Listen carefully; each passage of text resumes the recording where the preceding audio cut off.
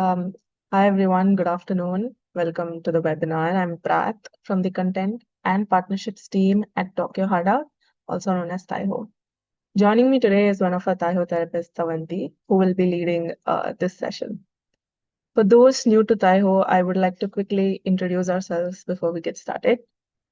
Tokyo Hada is an end-to-end therapy platform offering high-quality mental health support.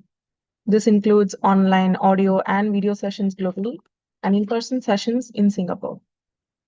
Now, moving on to our topic, with more awareness of mental health, we're starting to think deeply about, some of the bonds that we share with those closest to us. And we're also learning that setting boundaries benefits us and also our loved ones. But the thing here is it can get complicated when it comes to setting boundaries with parents, especially if we've been raised to prioritize their expectations over our own needs. So we thought that it would be helpful to hear from a professional about setting and identifying boundaries with parents.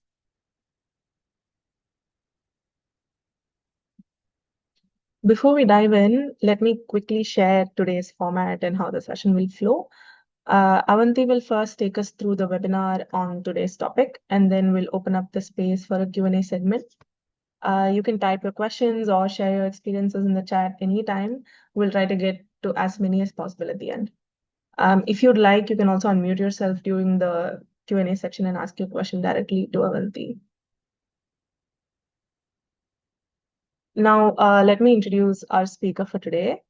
Avanti is a therapist at Tokyo Hada who works with individuals, couples, and families. She has a master's in counseling psychology and also brings a strong understanding of cultural nuances, having lived in multiple countries like England, the US, and also Singapore. Avanti supports clients with many issues like stress, anxiety, relationship issues, and also helps people navigate complex family dynamics. We're really excited to have her here with us today to talk on setting boundaries with parents. And with that, I will hand over the stage to you, Avanti. Sure, thank you. Hi, everyone. Let me just start by saying thank you so much for being here today. Let me share my screen with you guys so we can just get started on the presentation part first, because I feel like we all really want to get to the Ask Me Anything, right? All right. Okay, so let's go. Prath has thankfully gone through most of this part. So, all right. So thank you so much for being here. We're going to be exploring a little bit more about boundary setting with parents, right? It's kind of more about how do we love our parents while still creating some healthy space for ourselves, right? That balance is what we call a boundary. And boundaries are not really about pushing anybody away, but they are actually, in fact, about protecting the love that we already have so that it can last and grow. So, what are we going to cover today? We're going to be covering the importance of boundaries, right, in parent and child relationships. We're going to be covering why this can be especially difficult in Asian families, some bits about types of boundaries you might want to be setting, and how setting boundaries can be done effectively. So, quick check-in by a show of maybe emoji hands or even just in the chat. I think how many of you have ever felt torn, right, between wanting to please your parents, but also kind of trying to follow your own path? Because I've definitely been there. Thank you. Thanks for that. Okay. So, thank you. Let's move to the next slide. All right. So, boundaries. We all know what a boundary is, right? It's a guideline. It's a guideline in terms of how we want to be loved, how we want the relationship to look like. Sometimes people mistake that for a bit of a wall, right? It as something that is blocking off the relationship. But I like to think of it more as a fence with a gate, right? Because this way you get to choose who and how to let people in while you're still protecting your space. You're essentially stopping people from trampling all over the grass. So what does it do? It gives us greater control when we clarify and are intentional with what we can and cannot handle. And it also can ensure that resentment does not build up over time. When we don't set boundaries, often we give and we give until, it feels like resentment. And then the resentment can actually serve to be a bit of a quiet poison within the relationship and will kill it over time. Um, sometimes you do something for your parents or for your family, anybody really, out of guilt, right? Because you feel like you have to. And it feels a little heavy because you don't really want to be doing it. And yet, what is the option, right? You don't feel like you have an option. But when you're doing it out of a genuine need, out of something that you want to do, a desire for yourself, it feels a lot lighter. And that is kind of the distance that boundaries can help you bridge. So let's move on to some myths. Okay. So in many Asian cultures, right, we grew up with these beautiful values of filial piety, of respect, of loyalty. And these are very important, very meaningful. But sometimes they're misunderstood, right? Respect doesn't always mean obedience, right? And love doesn't have to mean sacrifice. What we need to build is we need to build respect. We need to build relationships. And a lot of times it's very difficult when you start from this parent-child dynamic where you're always looking to that person for guidance. And then suddenly their word becomes law, right? But as you grow into being an adult, as you grow into being your own human being, you deserve respect too. And sometimes you forget how to ask for it because you're not used to doing that. So we are basically trying to build mutual respect by creating these boundaries to allow both the children and the parents in this relationship to continue growing and not to be stunted, in that kind of unpractical dynamic forever. So again, I think as an Asian kid, I mean, we hear this all the time, right? Like, oh, why don't you listen to me? My friend's child always listens to them, and they're such a good kid. And sometimes you forget that it's not true. That's not necessarily like what needs to happen, right? You're allowed to question things. You're allowed to want things for yourself. It's just about making sure that that doesn't come at a cost or it doesn't hurt the other person. And that's where how you set the boundary matters. So let's talk about the types of boundaries. Firstly, they can be physical. For example, maybe you want some privacy when you are visiting their house, or when, actually a lot of us still live with our parents, right? So maybe you want some privacy in your own room. That's a physical boundary. You can be setting emotional boundaries, such as maybe you don't want to be sharing every detail of your life, right? Maybe they're used to just, I don't know, walking in and asking how your day was, and maybe you're not in a space to talk about it just yet. It's okay. Time boundaries. So again, more relevant when you end up leaving the house, right? But if you're working, you have your own families, it's very difficult sometimes to decide how to delineate time such that your parents aren't feeling neglected, right? But you still have enough time to do everything that you need to do in your whole life. Decision making, big thing. Again, when you grow up with parents who kind of understand and believe that they know what's best for you, and truly it is coming from a good place, right? Most of the time, but you're not really given that framework to make your own decisions, to make your own choices. And then again, how are you going to learn, right? So it can be choices such as, well, what do I want to do for work? Maybe I want to explore this alternate career, right? Which might not be something that was available to my parents in their lifetime. And so they don't understand it, right? I mean, again, like just think about how many boundaries, say, TikTok influencers would have to set with their parents. I mean, because it's not something that they can understand. And yet, is it overtly harmful? Not necessarily. So again, it's about opening that space to have those conversations, right?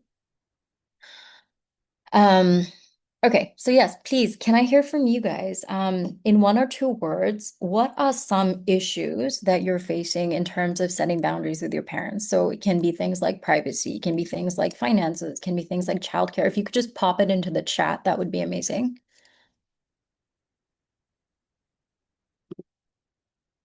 Amazing, thank you. Thank you for sharing. This is awesome. See, as you're sharing, I think you're probably seeing other people respond with things that, you are also feeling yourself. So I hope it shows you that, you're not alone. We're all dealing with these things. And it's just more the specifics of them that might be very, you know, um, specific to you, sorry. Okay, so thank you so much for the sharing. As we move forward, let's keep these themes in mind, and we will be returning to the specific questions in the Ask Me Anything portion. But again, just look at this, right? It's very clear everybody has issues. Everybody needs to be able to set boundaries. All right, so let's move on. Why is boundary setting hard?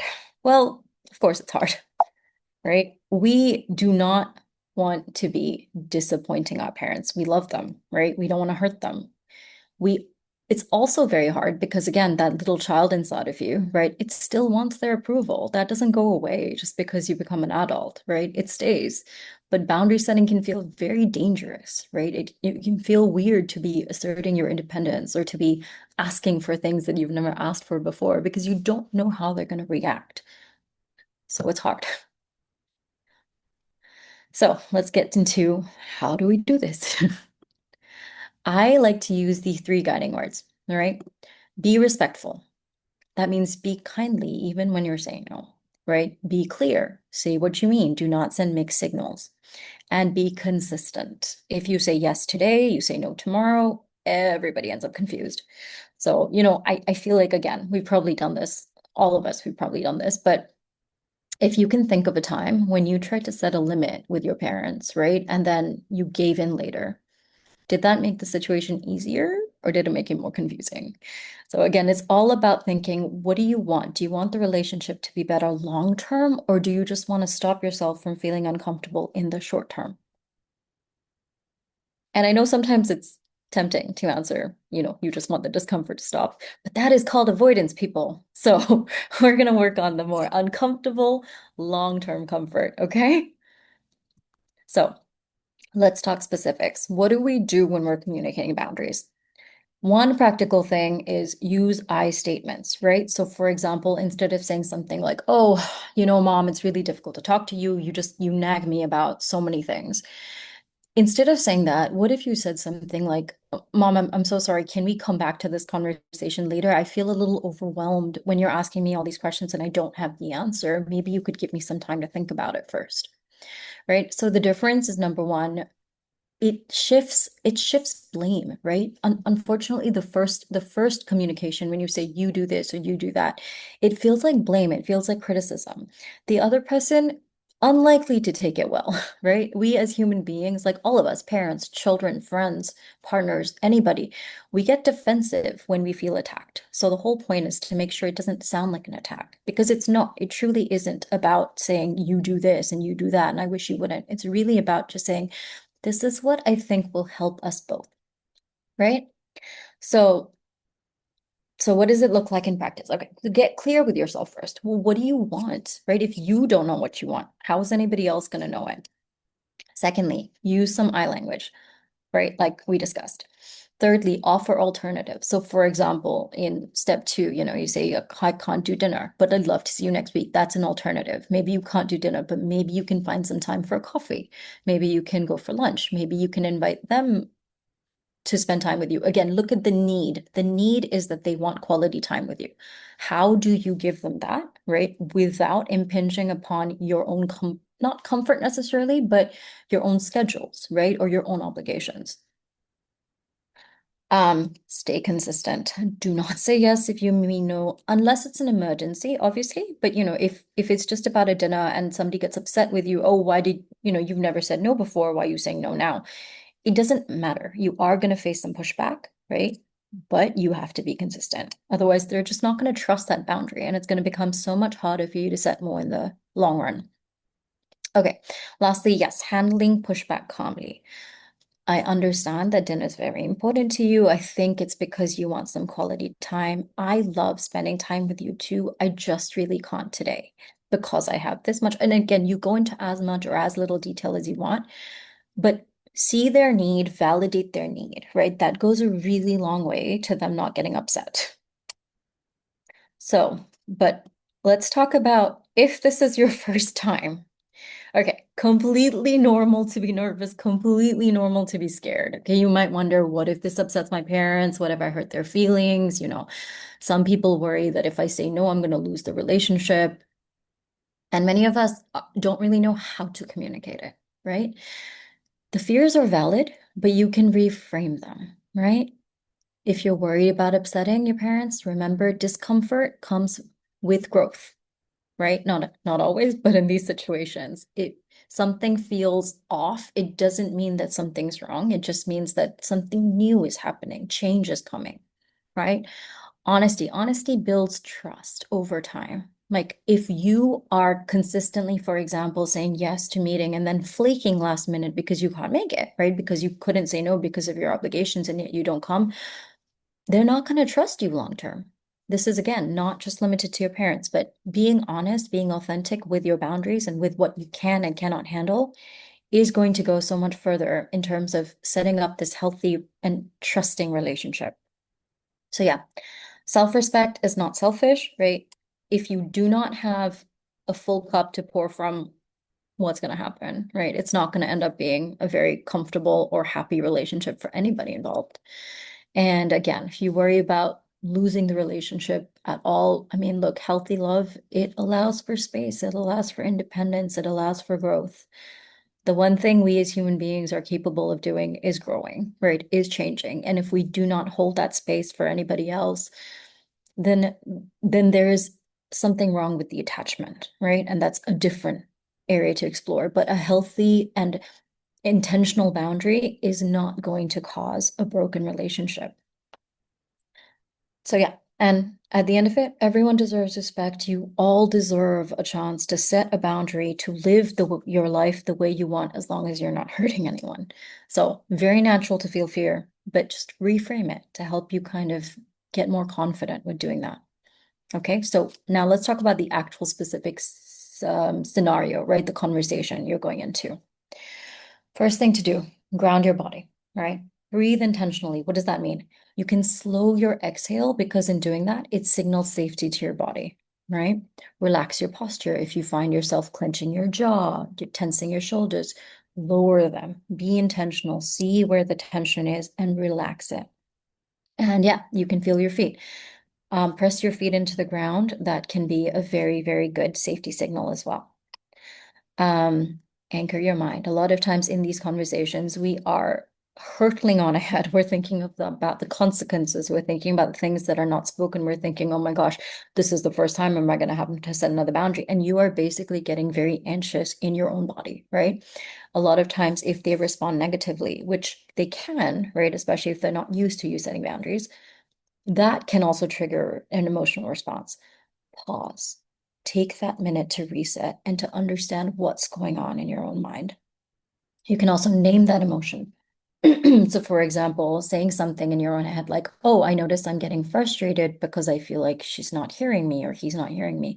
That can help create some distance, and it can also help you essentially feel a little bit calmer, and it reduces the intensity of the frustration or whatever other emotion is going on for you.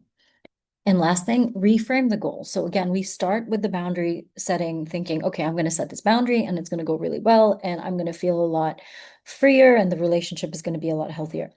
If the conversation is getting derailed, you're allowed to shift to, it's okay to not be able to set this boundary right now. I just want to be clear and respectful. It's okay, right? Protect your energy. Know your boundaries yourself, right? So remind yourself you do not have to fix anyone, you don't have to rescue them, and you do not have to convince them, right? Give yourself an exit. It's absolutely okay to say, hey, I need some time to think. Can we get back to this issue? Right? And practice beforehand, practice with a friend, practice by yourself, write down a list of conversation topics, write down, you can even role play it, think about how they might respond and what you might say in response to that. There are no correct ways of doing them, of setting boundaries. It's really just about being as effective as possible and knowing the person you're speaking to. Okay, so let's look at some examples. So, for example, parent asked about marriage. So again, maybe this is something that they've done a lot, right? Instead of shutting down, instead of saying like, oh my God, stop asking, right? You could say something like, hey, I know you want what's best for me. Right now, my focus is on my career, but maybe I might be ready to open up this conversation again in 6 months, in a year, something like that.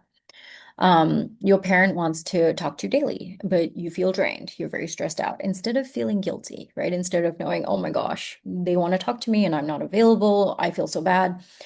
You can tell them that. You can say, hey, I really love talking to you. I just can't right now. Could we maybe schedule this so that it can be something we both look forward to, say twice a week, for example? And then again, parent makes comments about your body or your career. So you might say something like, hey, I know you want what's best for me. Please trust that I'm making the choices that feel right for me right now. And if I'm making a mistake or I need you to step in, I will absolutely let you know. Right? Something like that. So these boundaries are both firm and kind, right? We are not trying to be rude or mean or push people away. Okay, so in closing, this is one of my favorite quotes, right? Boundaries are the distance at which I can love you and me at the same time. Because again, they're not about rejection, they're not about rudeness, they're about protecting closeness and about protecting ourselves. So, thank you so much for being here and reflecting with me today. My encouragement moving forward is just start small, right? Maybe it's saying no to like a tiny thing once. Maybe it's about taking 5 minutes for yourself before responding to a text. Just start somewhere, right? They are a practice, they will get easier in time. Um, so just know that going in, you might not have as much success as you want straight off the bat, but over time, it does get easier for everybody involved. So, okay, all right. So let's pass. We're going to be starting the Ask Me Anything segment. So I look forward to hearing your questions. Should I stop sharing now, Prath, or? Yeah, you can stop Okay, sharing now. excellent. So I'm just going to stop sharing. Feel free to get on the video chat with me, guys, or just pop your questions in the chat. Okay, all right. Let's see. Should I start with these questions already put in, or would you like to? Yeah, I think I'll read them out for Okay, everyone's benefit, and then you can just take the questions one okay, by great. one. Thank you. Yeah, no worries. So I think we already have one question. When you were talking about setting boundaries with parents and, like taking it slow and all that. So this person's asking, what if you don't actually love talking to them? Like, how do you set these boundaries when you don't like talking to your parents? Okay. Okay. I love these questions. But they're all very general, right? So in order for me to explain how to do certain things, I might need a little bit more information. So for example, if I hear, what if you don't love talking to them? I mean, first of all, that's sad, right? I think it's sad for everyone involved, but that means that the relationship, I think, it's a little difficult. And then I know again in Asian context it's really difficult, but then I would ask them, I would say, well, is this a relationship that you need in your life? Is this a relationship you want in your life? Like, should we be working on improving the communication first, right? So, Audi, if you'd like to expand on that, I'm perfectly happy to kind of take a stab at maybe a clearer boundary, but otherwise, that would be my response. Shall we move on to the next question, Pat? Yeah. So we have another similar one. Um, this is when you've already tried talking nicely to them, but then it hasn't gotten anywhere. So what do you do then? Okay, yeah. So again, specifics are very much appreciated.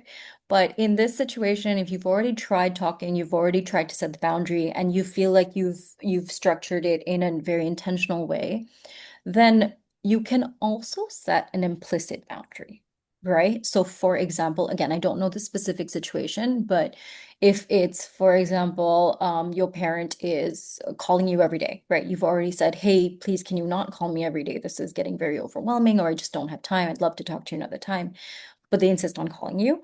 One thing you could do is screen their calls, right? This is an implicit boundary such that what you're doing is you know you're doing it intentionally. Set that in boundary for yourself internally. Say, you know what? I'm going to talk to them once a week. But if they call me more than that, I'm just gonna have to respond and say, hey, I'm so sorry, I'm doing X, Y, and Z. And they will honestly, again, like within relationships, you will be responding to the energy the other person is giving, right? This is a scenario I made up, so I don't want to spend too much time on it. Um, let's go to the next one. Thanks, Avanti. I think this one, the next question is focused more on like how do you set boundaries for the first time? Because this person's asking, what if I am on an autopilot mode and agreed to something that is beyond me without thinking much? How do I get out of that mode? Okay, all right. So that to me implies that within the conversation, right, you've been on autopilot mode, you've kind of dissociated, you haven't really been paying attention. But after the fact, you know, right? You know that you've agreed to something you don't necessarily want to do. This can be very like uncomfortable, but one thing you could do is go back to that conversation and say to your parent, say, "Hey, Dad, I'm really sorry I agreed to this thing, but actually I didn't realize I had this, and this going on." Or I agreed to it because I was worried about your reaction, but actually I don't have the capacity or the bandwidth to do it. So there's nothing wrong with going back, right? It's just uncomfortable. Does that make sense, Teresa? Is that okay? Again, feel free to elaborate on these things if I'm not giving you enough of a response or if it's not useful. Yeah? Yeah, you can also unmute yourself and provide more context if you'd like Yes, to please. expand. Yeah. Please. Hi. Hi. Hi, Teresa. What what I do mean is that sometimes I don't know my boundary and I Mhm. agree to it. And it's like, oh, whatever they ask of me, I'm just like, okay, I'll do it. Okay, I'll do it. Okay, I'll do it. But then when you stop and then you go back and then you think about it, I'm like, why did I say okay to them? So how do I stop Okay. with? How do you stop? No, that's a good question. And this is coming from, people. This is probably coming from people pleasers everywhere, right? Where we feel very uncomfortable saying no in general. But this is the thing about growth, right? You can wake up any day of your life and decide, you know what? Actually, I'm not okay with saying yes all the time. Actually, it's not that comfortable to say yes. Actually, when I say yes, it makes me feel very obligated. It makes me stressed out, it makes me tense. So the point is, it's never too late, right, to start setting boundaries if it's something you haven't tried before. Again, if it's something you want to explore further in therapy, because this seems like it's not just one issue in your life. It seems like it's something that you have been taking on for a lot of your life, right? It's absolutely an option to just get in there, unpack some of these things. What are you trying to achieve in saying yes when you really mean no, right? And you're so used to saying yes. Why are you so used to saying yes? What are the patterns in your life that have led you to not consider that no is an option? So I feel like maybe there's some deeper work involved here. Does that answer your question, Teresa? Yes, yes. Thank you. Yeah, you're welcome. Thank you. So for the next one, we have a bit more of a context here. So Great. Shiv has this question. It's from Shiv, and the main issue that they're having is that their parents are constantly telling them that I have fed and raised you since young, so you should be putting us first all the time. And Shiv already knows that it's wrong for them to do this, but the guilt that comes with all these statements is stopping them from responding with firmness. And to expand a little bit more, they're also saying that um, they also assume my new house with my partner is theirs too, so that they can appear without any warning. So I guess it's a bit of like crossing physical boundaries, emotional boundaries, and all of that. So how do you deal with this situation? Yeah, it's a hard one, right? It's a difficult one because on one hand you agree with them, like they have fed and raised you. And yet, where does the obligation come from? Where does the sense of owing come from? Because ultimately, I think the thing to unpack here is this sounds like generational trauma to me, right? This sounds like a cycle where essentially this is how they were with their parents, right? And so this is what they expect you to do with yours. And yet sometimes setting these boundaries involves you thinking about, well, what would I be as a parent? Would this be my expectation? Would it be my expectation that my adult child, right, grows up, has their own family, has their own children potentially, right, has their own house? And is that my expectation that I would just be able to come in and out whenever I wanted? Would it be my expectation that I would be first? I don't know. And if that's not fair, right, and being gentle isn't working, then maybe it's about being a little bit firmer. And again, it's very uncomfortable, right? I'm not saying this is easy at all, but spending some time on figuring out the language you're going to use. And again, this particular situation, it might involve a more formal sit down, right? A more in-depth conversation. And maybe it's not just one boundary, maybe it's several. Shiv, does that answer your question?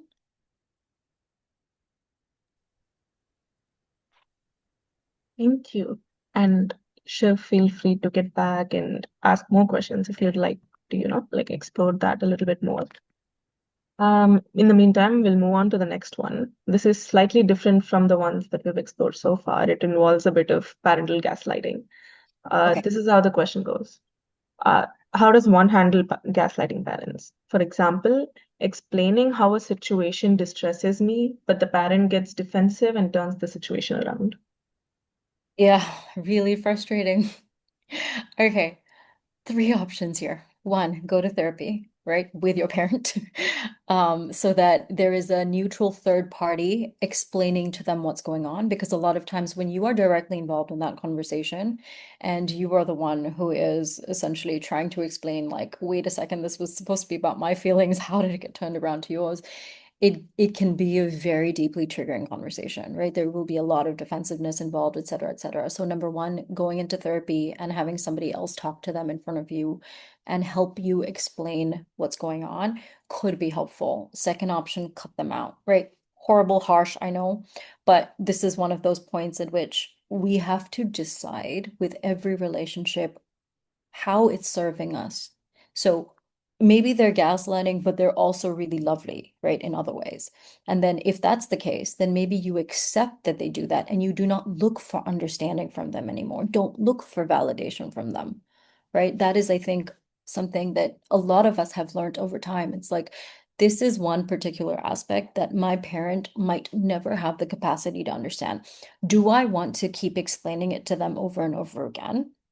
Right? Or do I just want to kind of take that step back for my own mental health, for my own peace of mind, and just think, okay, you know what? They're not going to necessarily understand this. I'm going to do what I need to do, and we will see how we move on from there. So again, it's not it doesn't have to be an explicit boundary, but it can be the way you react to that situation, how you deal with it. I hope that helps, SS. Thank you. I think to summarize, it was the first takeaway that I got out of it was to have someone professional and someone who can give us an objective perspective on things so that we're able to like easily handle the situation. I would say easily, but sure. Yeah, Nothing handle the easy about situation it. or get there soon. Yeah. Okay, the next one is kind of similar. It goes like this. What if my mother keeps getting upset when trying to kindly set boundaries? Because I'm the only one not married.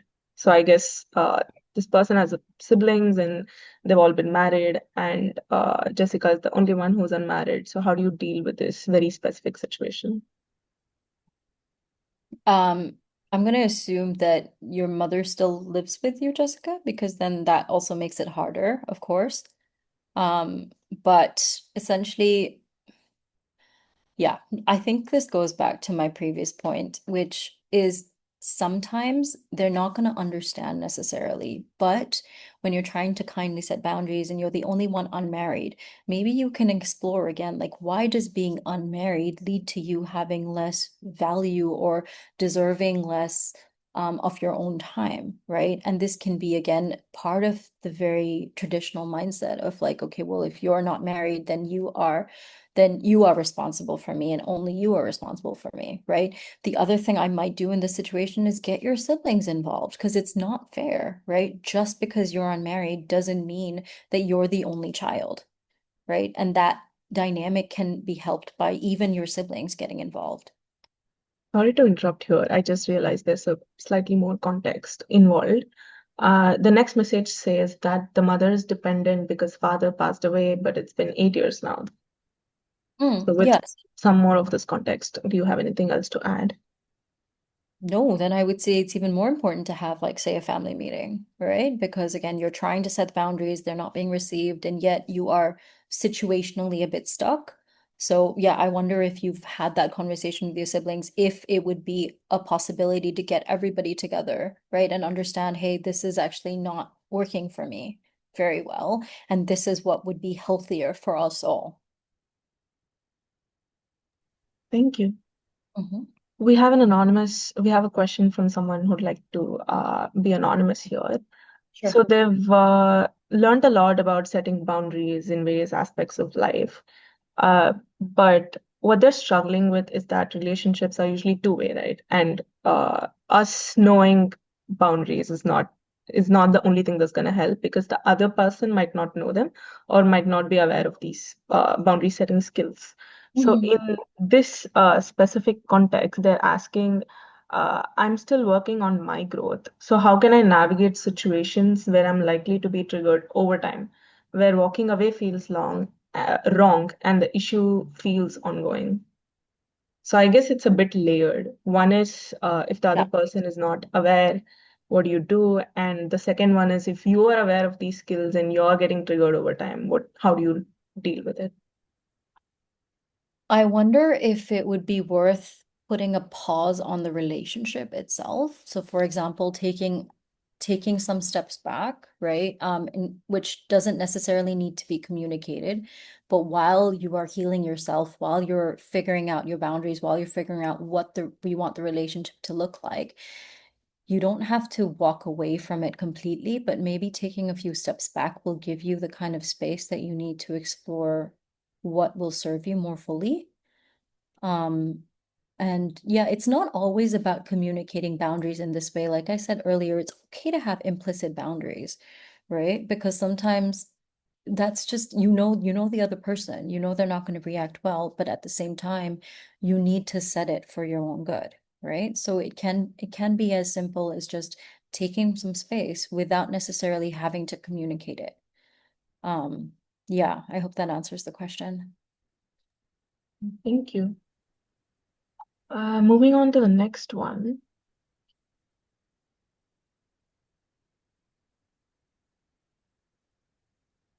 Okay, so here we have a situation where setting boundaries triggers kind of an extreme reaction. So the question goes like this. Not sure how to set boundaries or speak nicely, especially when you know whatever you say can set them off, set the parent off. For example, screaming because, things don't go their way. Yeah. And look, again, boundary setting is what we do when we think we can help the health of a relationship, right? When we think that a relationship has the space to grow. Now, I think everybody owes their relationships the chance, right? So it's always, you have to take that initial step to set that boundary because what if it could be better? What if it could work? However, right, we as human beings, we're complex, we're nuanced, right? And not everything is going to work, and not everybody is capable of change or recognizes the need for it. So, again, in this situation, it would be thinking about, well, what do you want out of this relationship? Are you okay to leave it the way that it is? Or do you want to take a couple of steps back? Or do you want it to, not be in your life anymore? These are all options, right? And again, as Asians, we're very, very, very uncomfortable with the third one. And sometimes it's the only thing that works to give you that peace of mind. So it's really about how much is this impacting me? How much is this affecting my day to day, right? Can I still function or am I finding it really, really difficult? Those are the things you need to keep in mind. Thank you. I hope that helped. So the next one is more about decision making that we also explored in the slides that you presented.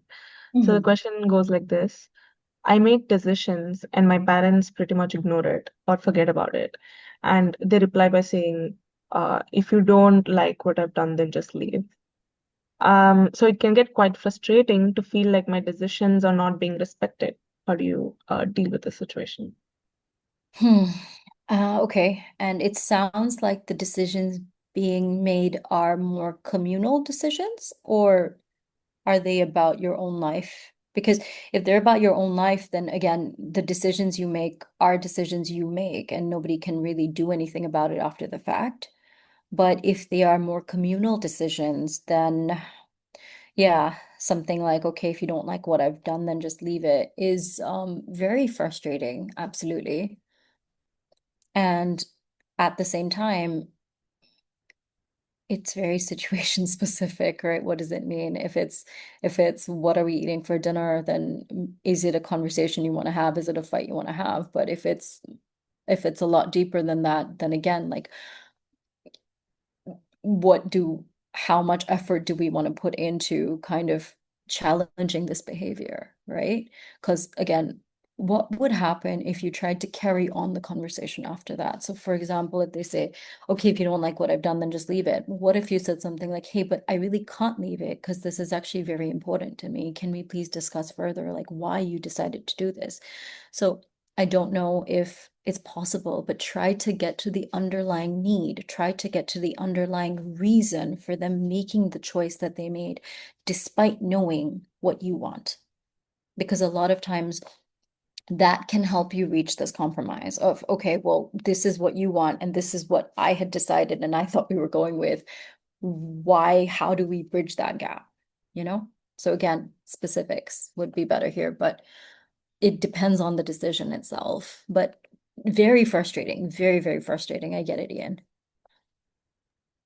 Thank you. Ian, if you would like to talk about the specific decisions that you're struggling to take, you can either comment or feel free to unmute yourself.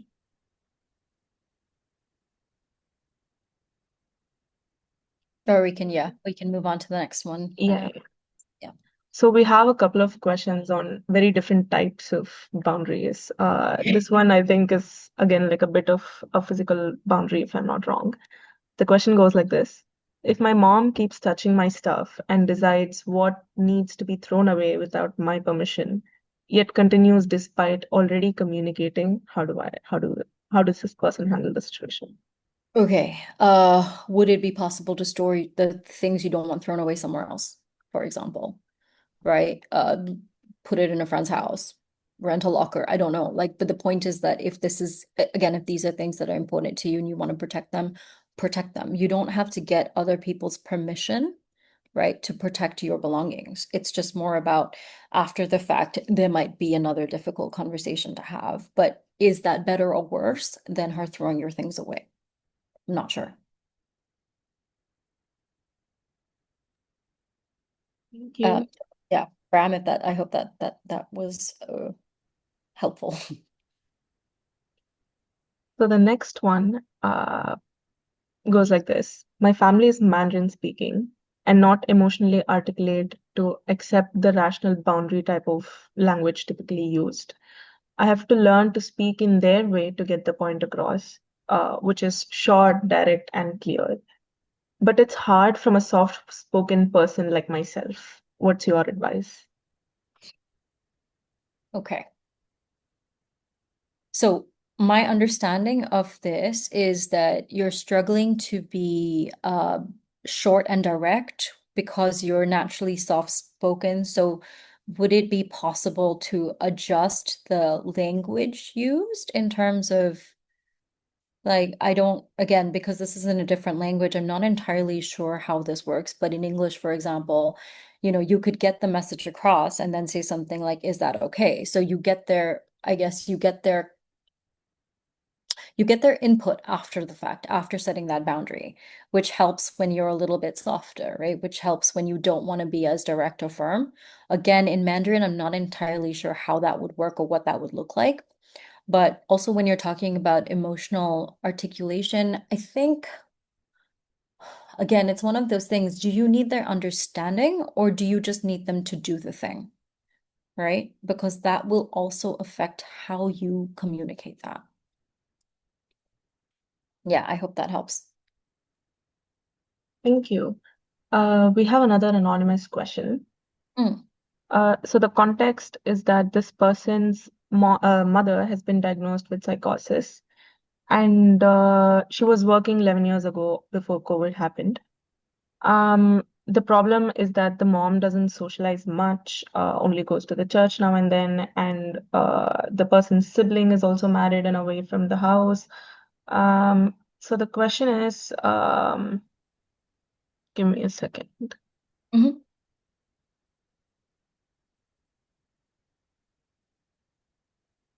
Yeah, so more context here is that the sister has got herself a house, but she hasn't moved in actually. So the mom doesn't know that the sister has a house. So Okay. there are a lot of things that they're trying to communicate with their mom, but they can't set boundaries by cutting them off or using very, direct language. So the Mm. person's looking for an alternative view on this or how they can set boundaries without cutting off their mom or, handling this very uh, situation in a very delicate way. Sorry, what is this? What is the struggle exactly? Is it that the mom is too dependent on the child in question or with the psychosis, or is it because she doesn't get out of the house that much? What is the actual struggle? Okay, I'll read out the context. Um, it goes like this. My sister got married and it hasn't been easy. She gives death threats, curses, and throws stuffs around for at least 6 months before the sister got married. And yeah, so the sister also got a house for herself, but she hasn't moved in. So the mom does not know that the sister has a house. Mhm. The sister's views and this person's views are very similar, but I guess it more like independence, living alone, moving out. In those contexts, it's a bit similar, but they don't know how to bring this up to their mother. Yeah, no, that is very stressful and that's very difficult. And I'm so sorry that this person is dealing with that. I think having a parent or, having a loved one with mental health issues, like especially to the point of psychosis, is very, very difficult. And I don't think this is a boundary setting issue. I think this is much deeper than that again. I think I would ask if the mother in question is getting any help, right? Is she on meds? Is she seeing someone on a more regular basis where again you can kind of go in and have that conversation in a place in which if there is a trigger, you don't have to manage it by yourself. Because when we talk about boundaries, when you talk about again the healthy relationship thing, it can only go so far, right? It cannot apply to each and every situation. And I think if there's psychosis involved, I think if there's any sort of verbal abuse involved or anything like that, it is very, very different from just simply setting a boundary and hoping you'll be followed. Yeah. Yeah. They've also given a couple more context, Sure. saying that the mother is very defensive and hated her own marriage, so does not want to get does not want the children to get married either. That's so hard. That is so hard because her life should not dictate the way that, you get to live yours. And yet, how do you communicate that to her, right? So again, this is not a boundary issue. This is a much, much deeper family systems issue, right? I think there is a lot more to be explored here with the parent and child than just simply saying, "Hey, this is my life, butt out," right? That's not going to work in this situation at all. Thank you. We also have Avanti's profile coming up at the end if you'd like to, explore more of this with her personally. We have another question that's similar in tone. So this person's parents also struggles with mental health issues. The question goes like this. Even when the child is respectful and calm in communicating the boundaries, if the parent can't stay in the conversation, it seems like there's nothing much that the child can do. So how do you deal with that? Right. So, I would explore further. So, have we tried alternate forms of communication, right? Have we tried, for example, writing a letter, sending a text, writing an email? Because what that does is it allows people to process that information in their own time. So what maybe the conversation itself could make someone very anxious, right? But in maybe reading it on a text, it might give them a lot more time to process. It might give them enough time to regulate themselves such that they can respond. I feel like there are other avenues to try here. And so I would be curious to know if they have tried them or not. Again, I will reiterate, like, I know this sounds very ineffective, but boundaries don't always work, right? We're trying to see if they can. Um, and and it does take a lot of back and forth usually. It's usually not like a, hey, this is what I want. Oh, okay, cool. So sorry for doing something different my entire life, right? It's usually not like that. It usually requires a lot of effort and again, consistency on the person setting the boundaries part. Thank you.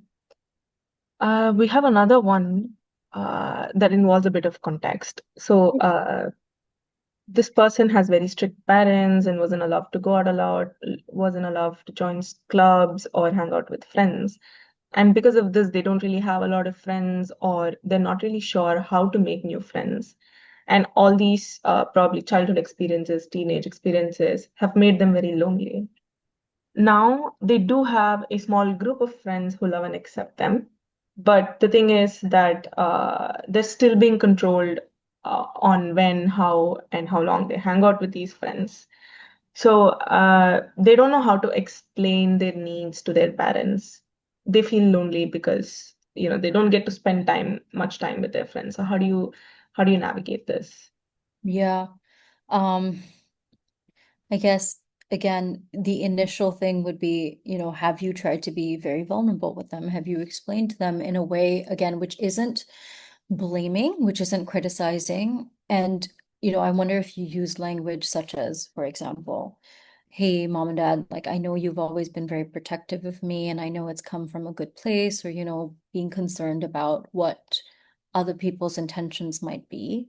And as a result of that, I feel like I've been a little bit stifled socially. Um, I'm currently, as an adult, working on building friendships and meeting people who I really enjoy spending time with. And I wonder if you could give me a little bit more trust and faith, right? That I can have a better grasp on people who mean well and people who don't.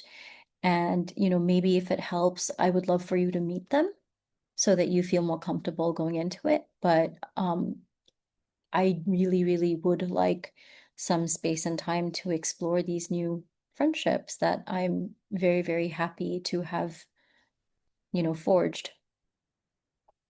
Maybe something like that. Thank you. If you remember the very first question that we took on, which was about what if you don't love talking to your parents? How do you set boundaries? So we have a bit more context for this one. Okay. Um, yeah, so they're saying I love talking to you, but when setting boundaries just feels like people pleasing when it's sometimes just not true. And saying it makes them feel icky. And there can be a lot of underlying resentment when you're saying things you don't mean, right? Like when you're setting boundaries. So how do you deal with that? Okay. Let me just see the first initial question. The first question was, what if you don't love talking to them? Okay. Yeah, okay. So, yeah, look, boundaries are not, they're not, you don't have to lie about it. I don't think you have to say, I love talking to you. But again, the language is always going to be very specific to the boundary in question or to the conversation in question, to the people in question. So, if you do not mean that you love talking to them, please don't say it. Please don't say it at all, right? When you're setting boundaries, it can be as simple as, hey, actually, I needed to talk to you about this. Or, hey, I feel like this particular area of our lives has been a little bit fraught recently, and I would like to see if we could come to some sort of compromise, right? So it doesn't you don't have to be gentle if you don't feel gentle, essentially. It's just a lot of times we want to be. So that's why if I said I love talking to you, but if it doesn't apply to you, please, you don't need to use it. Not at all. I hope that helped. Thank you. So we have another question. I'll read it out because it involves a bit of context. Okay. I have parents who have different mindset from myself.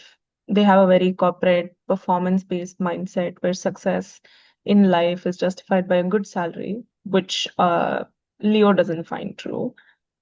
But joining smaller companies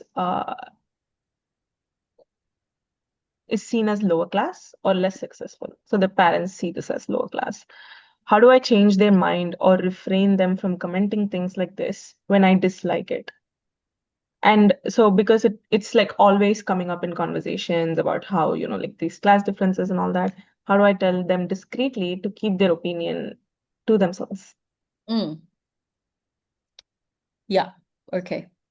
I think Um, this is a very common Asian issue that we all struggle with.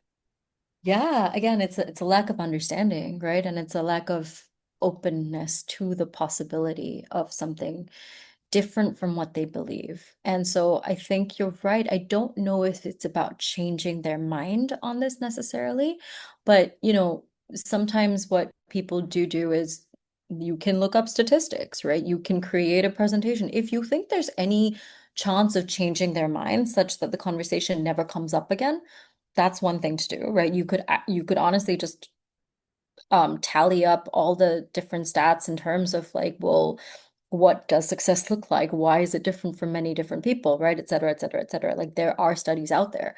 But if that's not something you think will change their minds, right? And it's not something that you want to, um, I guess, kind of go back on for yourself, in terms of refraining, in terms of stopping them from commenting on these things, first of all, yeah, it tends to become an argument and it's very disrespectful.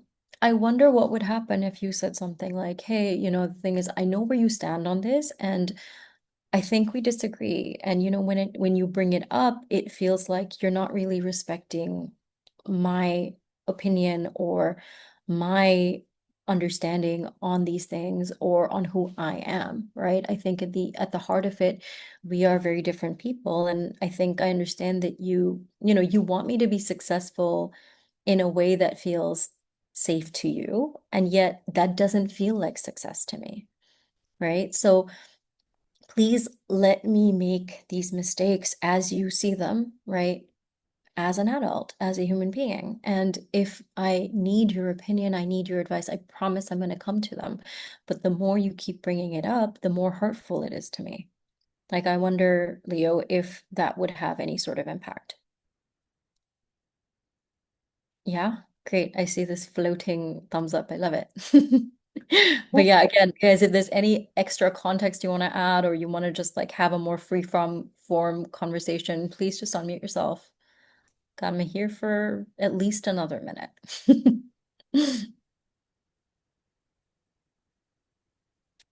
Yeah, I think, are you okay to take one final question? We have another anonymous one. Absolutely, absolutely. Okay, sure. So, this question is about how one can manage a parent who comments on physical appearance for me as well as this person's daughter. Ah, okay. Um, so first of all, you would try, right, to say something like, hey,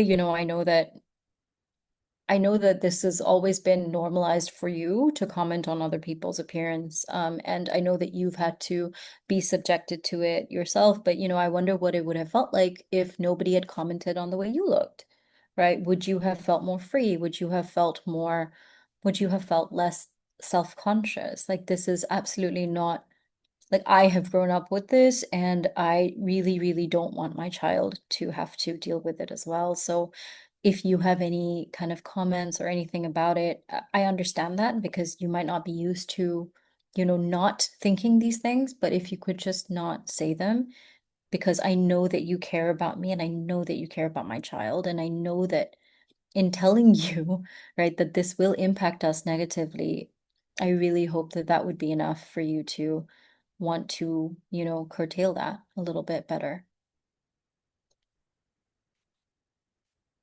So maybe something like that. Thank you. So I think we have one more response, right, from HG. Yeah. Okay. Yeah. We have more context about the Yeah. question that we took on about strict parents and, like not letting this person go out. This is about So, the friends, right? yeah. The Yes. friends not letting them hang out Yes. and not having enough friends. So the context is this. I have tried explaining to them what I need, but their answer to me staying out with friends or hanging out is always a hard no. If I persist, they say that I don't understand them or how they feel, or they need to protect me from bad things as parents. They say I'm ungrateful and should wait till they are gone before I get to do whatever I want. Yeah. Oof. I know this is it's so hard. It's so hard because what is that, right? I mean, if if that's the situation, then what, they're essentially saying that they want you in their lives on their terms. And that is a very difficult pill to swallow because it is really reducing your capacity to be a human being in your own right. And I think the point is that it's kind of about accepting the hard no. Are you going to accept that, right? Or are you just going to say, look, I totally understand. I totally appreciate everything you've done for me. And I still need to do this thing for myself, right? I do not want to wait to live my life till you're gone. Because to me, I want to build a fruitful life and a life in which I feel fulfilled while you're here. And if you don't understand that, then it's just something I cannot agree with. Again, if you're an adult, like, is this something they can physically stop you from doing? Or is it just uncomfortable to say no, right? That would be my question. Thank you. I think a lot of our participants are finding it very relatable and sharing a lot about their own experiences with gaslighting and parental gaslighting specifically. But that's all the questions we have. Thanks so Mhm. much, Avanti, for answering them. And thank you, everyone, for asking the questions. We hope that was helpful. Yeah. Uh, yeah. No, thank you so much, everybody, for paying attention and for asking such incredible questions. Really, really helpful. Yeah, before we wrap up, just a couple more minutes of your time. Uh, we would love to hear from you. Please take a moment to scan the QR code on the screen, or you can click the link in the chat. Let us know what you thought of today's session and how we can improve the future ones. I'll leave this up here for just a minute. We have two final slides coming up, so please stay tuned until the end.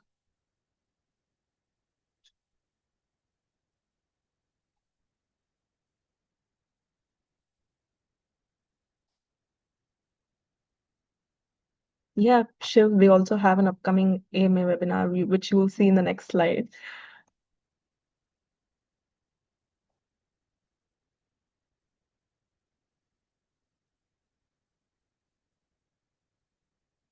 So this is the next AMA. Before we wrap up, I would love to invite all of you to the webinar happening on 3rd October, same time as today. We'll be talking about self-esteem and confidence at work, including many other things like how to deal with imposter syndrome, how to handle criticism and feedback, and so on. The webinar is free of cost, and you can scan the QR code here or click the link in the chat to register for your free tickets.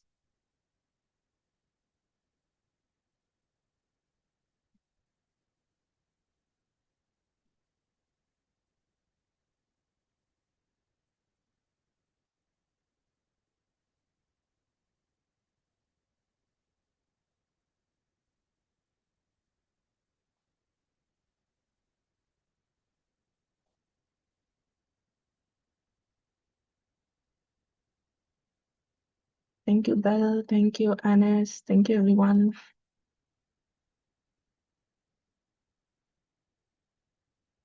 So this is our final slide. If you'd like to, go deeper into today's session, or if you're thinking about something else personal that you would like to explore with Avanti, feel free to scan the QR code here or click the link in the chat as usual, and you'll be taken directly to her booking page.